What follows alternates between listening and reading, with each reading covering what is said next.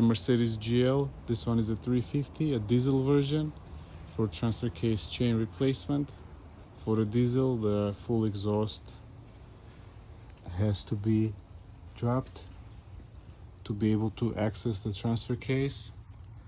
This one, the chain is not too worn, it wasn't clapping yet at 131,000 miles, but it is getting close to it, and it's a good time to replace it before it starts clapping and possibly damaging the transfer case. Here's the new chain that is going to go on it.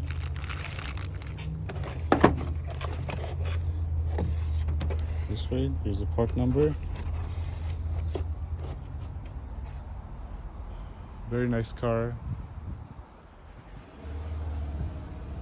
Thank you for watching. If you need your transfer case chain replaced, send me an email. I'll leave an email down below. Thank you.